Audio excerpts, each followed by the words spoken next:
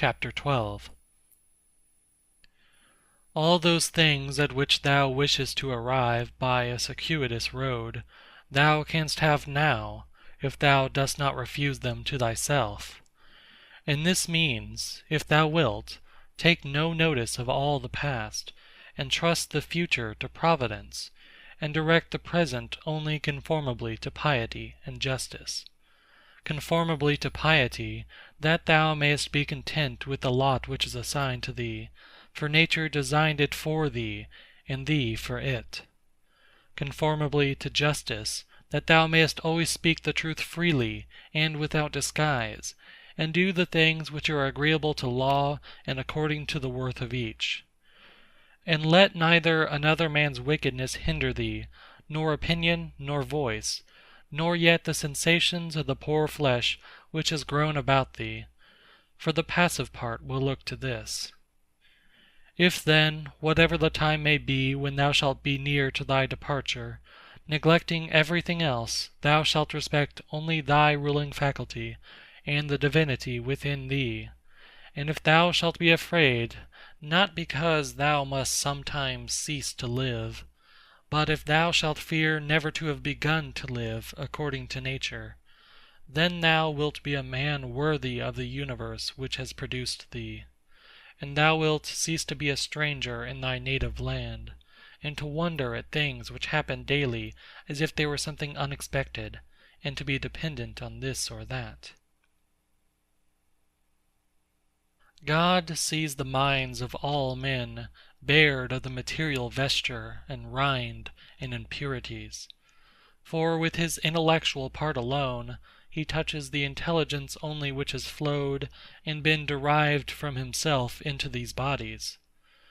And if thou also usest thyself to do this, thou wilt rid thyself of thy much trouble.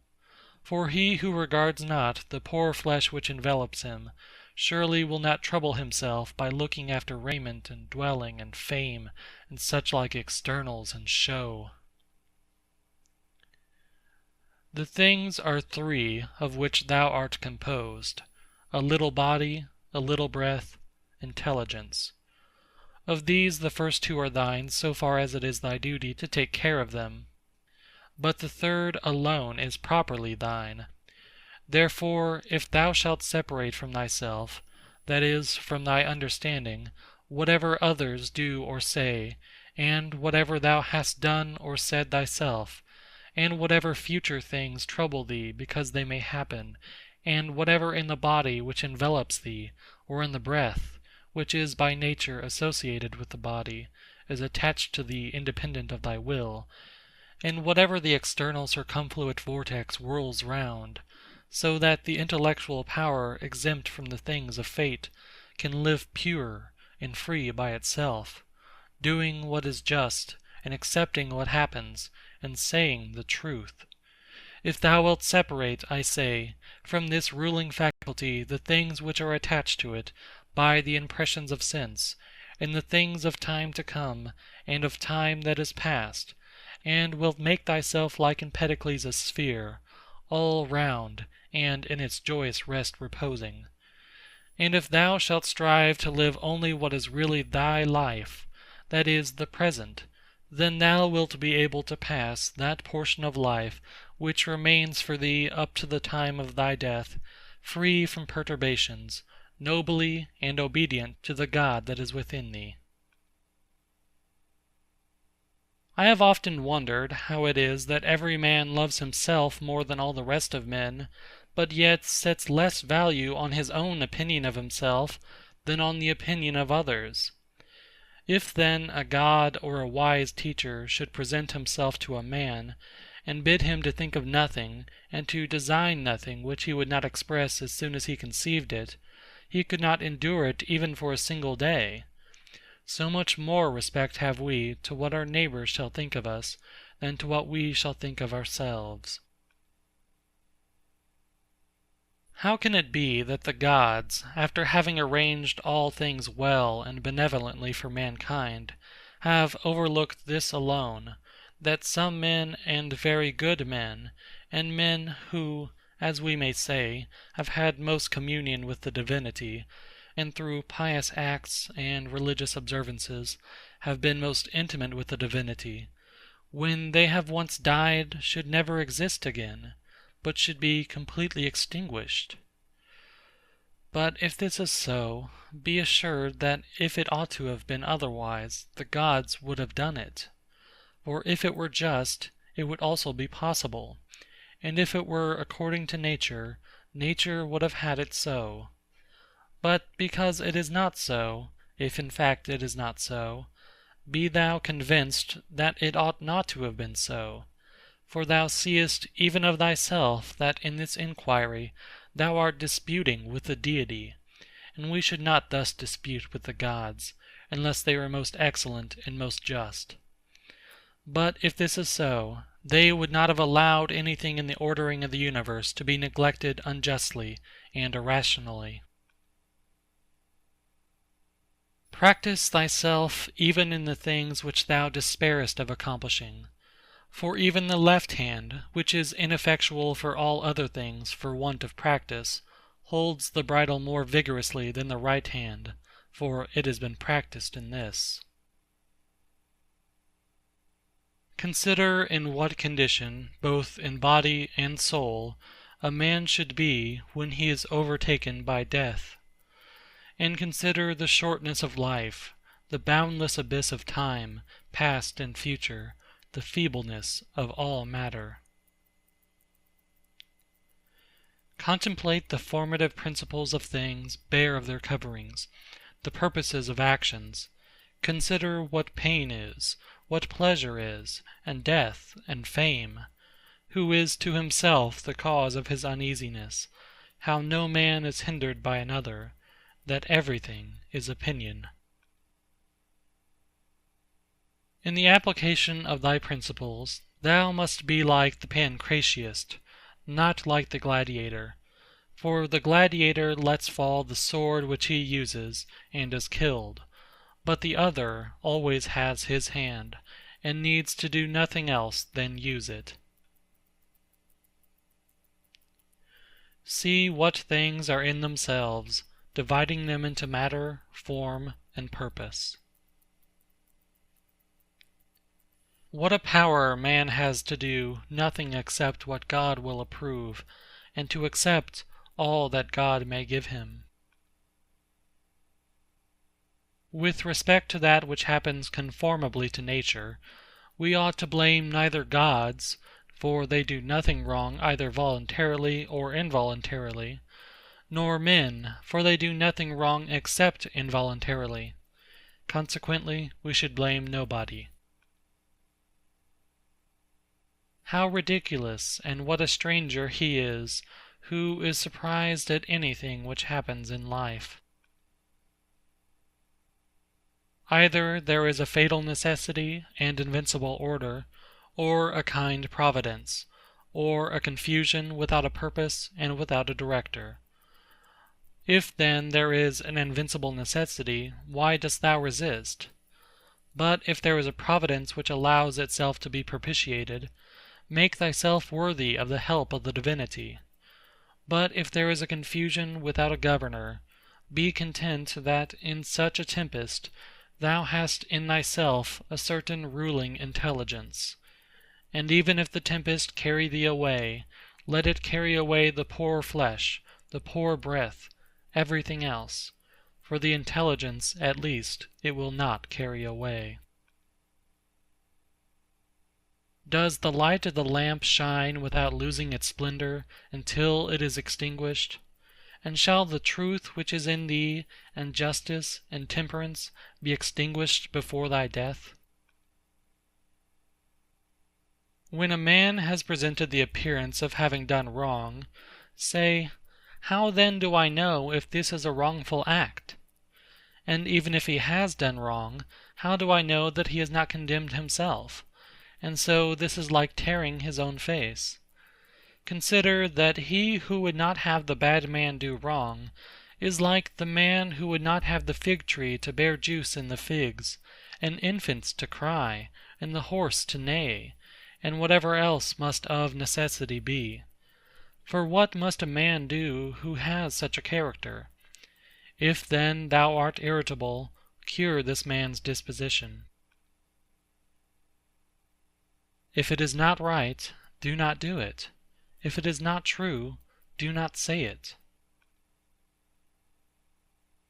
In everything, always observe what the thing is which produces for thee an appearance, and resolve it by dividing it into the formal, the material, the purpose, and the time within which it must end.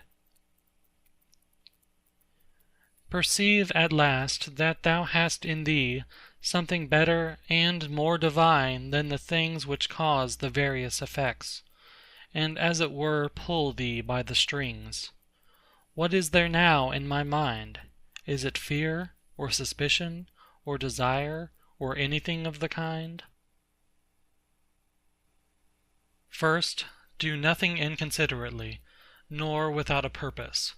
Second, make thy acts refer to nothing else than to a social end. Consider that before long thou wilt be nobody and nowhere, nor will any of the things exist which thou now seest, nor any of those who are now living. For all things are formed by nature to change and be turned and to perish, in order that other things in continuous succession may exist. Consider that everything is opinion, and opinion is in thy power. Take away then, when thou choosest, thy opinion, and like a mariner who has doubled the promontory, thou wilt find calm, everything stable, and a waveless bay.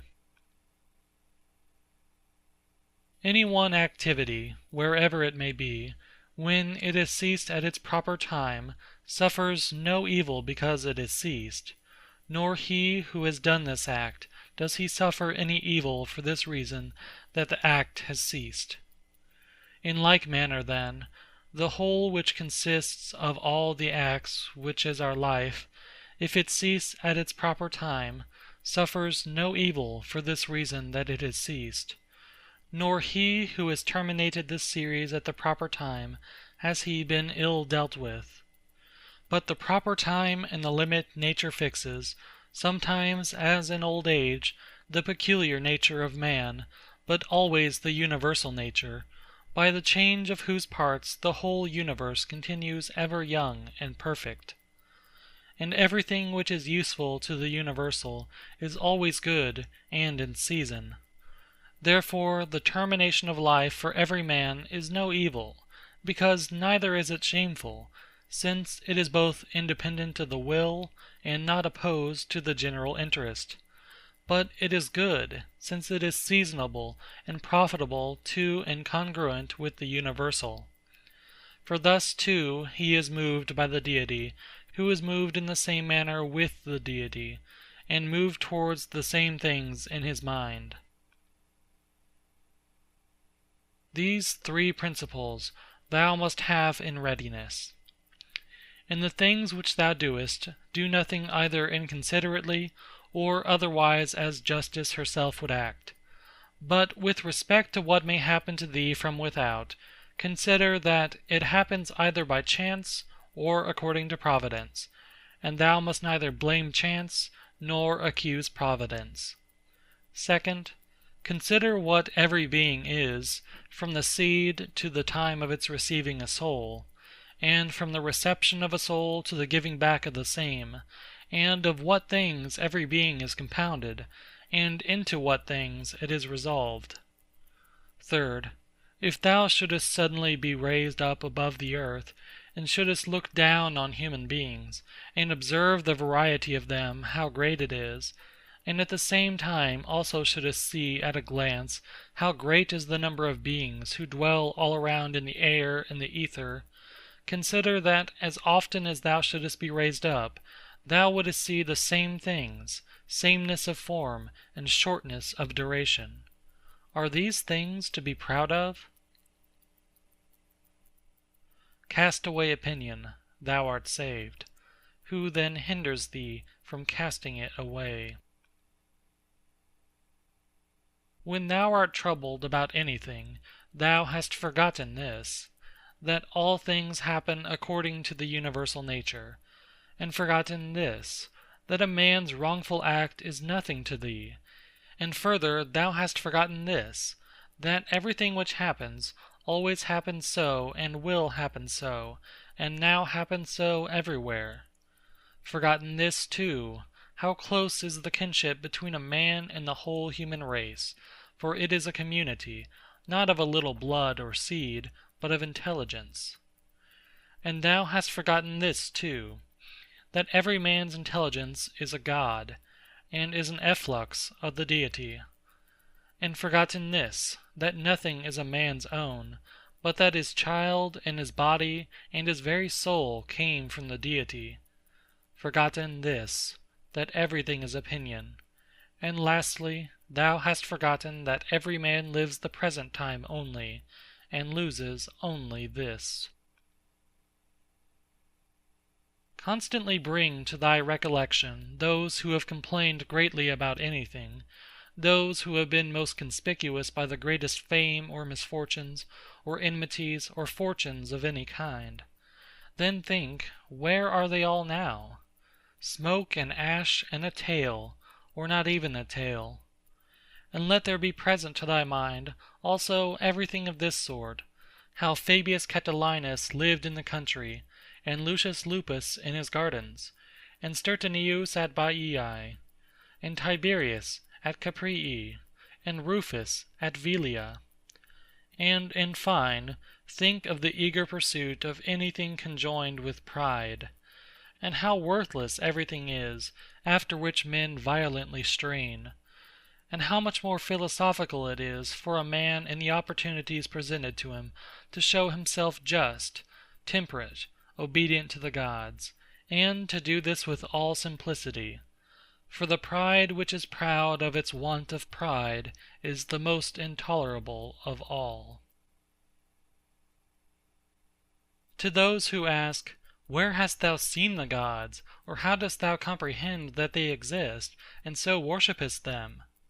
I answer, in the first place, they may be seen even with the eyes; in the second place, neither have I seen even my own soul, and yet I honor it. Thus then, with respect to the gods, from what I constantly experience of their power, from this I comprehend that they exist, and I venerate them. The safety of life is this: to examine everything all through, what it is itself, what is its material, what the formal part, with all thy soul to do justice and to say the truth. What remains except to enjoy life, by joining one good thing to another, so as not to leave even the smallest intervals between? There is one light of the sun, though it is interrupted by walls, mountains, and other things infinite. There is one common substance, though it is distributed among countless bodies which have their several qualities. There is one soul, though it is distributed among infinite natures and individual circumscriptions. There is one intelligent soul, though it seems to be divided. Now, in the things which have been mentioned, all the other parts, such as those which are air and matter, are without sensation, and have no fellowship, and yet even these parts the intelligent principle holds together, and the gravitation towards the same. But intellect in a peculiar manner tends to that which is of the same kin, and combines with it, and the feeling for communion is not interrupted. What dost thou wish? To continue to exist? Well, dost thou wish to have sensation, movement, growth, and then again to cease to grow, to use thy speech, to think?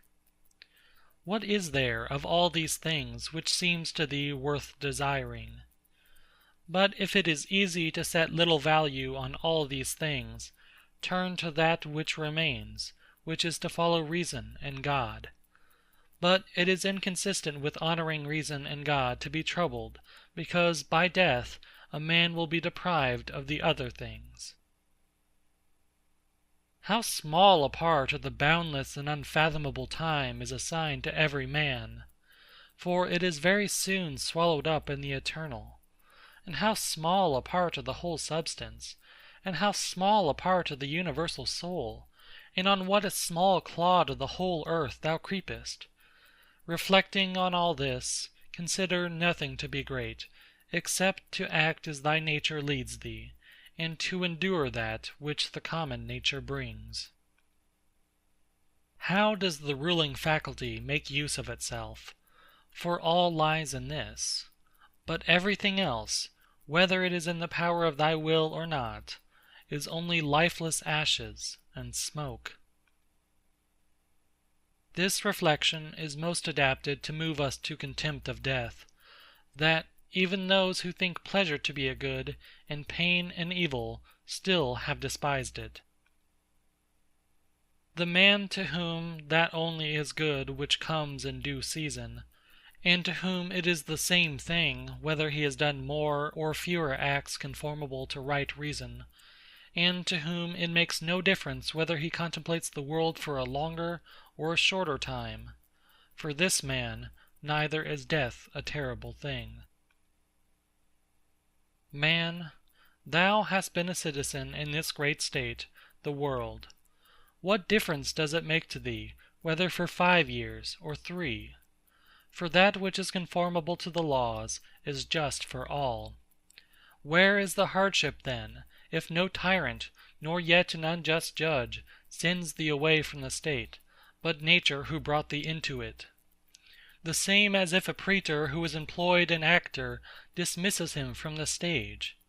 But I have not finished the 5 acts, but only 3 of them. Thou sayest well, but in life the 3 acts are the whole drama. For what shall be a complete drama is determined by him who was once the cause of its composition, and now of its dissolution. But thou art the cause of neither. Depart then, satisfied, for he also who releases thee is satisfied. End of chapter 12.